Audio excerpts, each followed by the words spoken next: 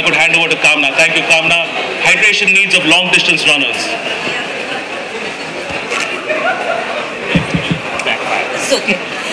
Good evening, everyone. My name is Kamna, and I'm going to just take you through a short presentation.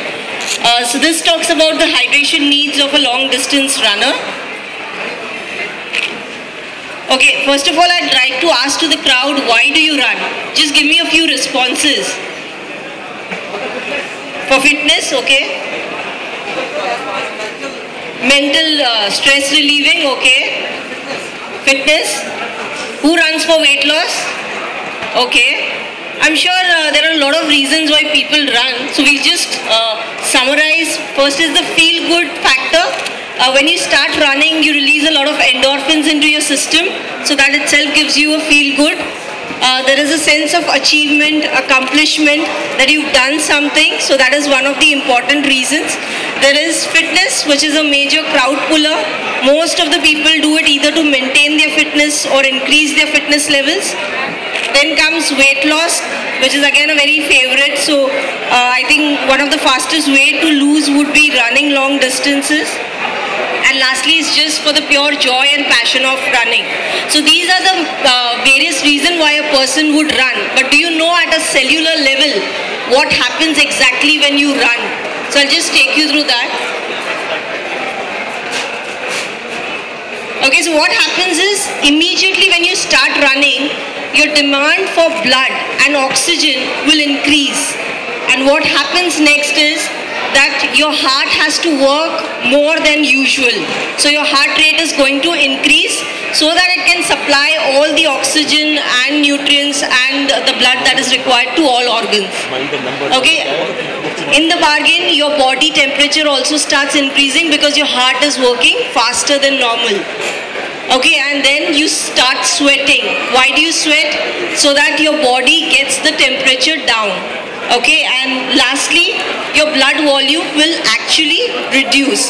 So if I have to explain it to you,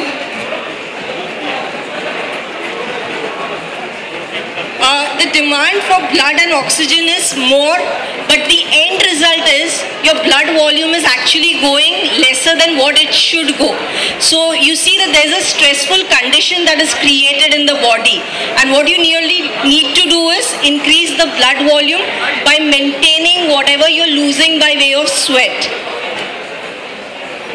Okay, I'll just take you at the cellular level what exactly happens. This is the blood vessel and this is the cell. This is a cell which is present in all your organs, tissues, muscles, everywhere. So what we see is your water is coming out by way of sweat and your blood volume is decreasing. Okay, so what happens next is your sodium in the body is going to go higher. In the blood vessels it's going to go higher.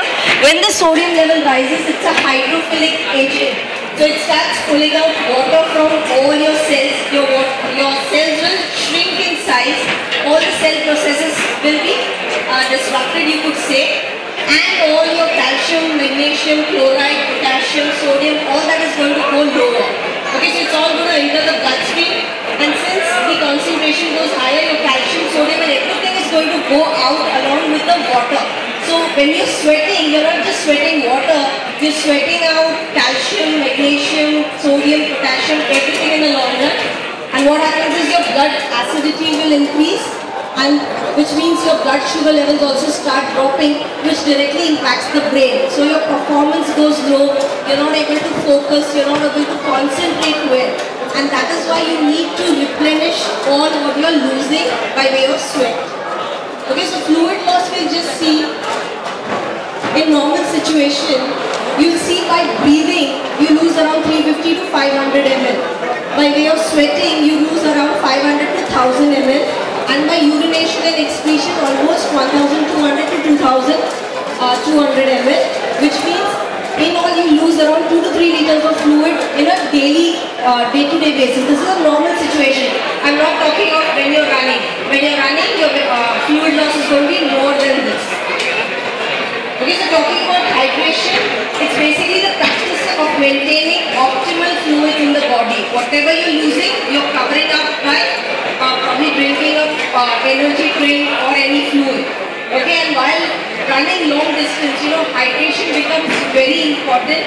In fact, it becomes more important than nutrition, because while on the run, you cannot eat an energy bar, or you cannot be really, eating a fruit. But to sip an energy drink becomes very easy. And then last, what happens is your water and electrolytes needs to be replenished when you're running. Because why is hydration essential?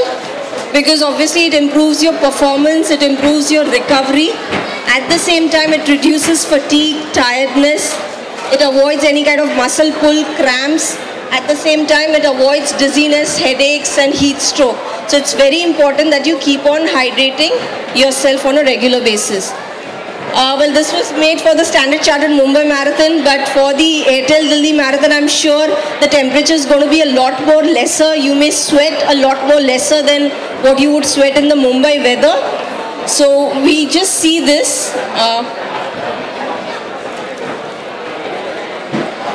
Okay, so I'll just explain you what should be your hydration level. Whenever you're training, you could drink as per your comfort. You should not overdrink so that you feel bloated and you feel very heavy. But before the run, ideally with your breakfast, at least 2 glasses of fluid, which is approximately 400 ml, and that should not be just immediately. There should be a gap of at least 2 to 3 hours before you run the race. So that's very important. And just say half an hour to 10 minutes prior to the run, again 1 glass of 200 ml of fluids, very important.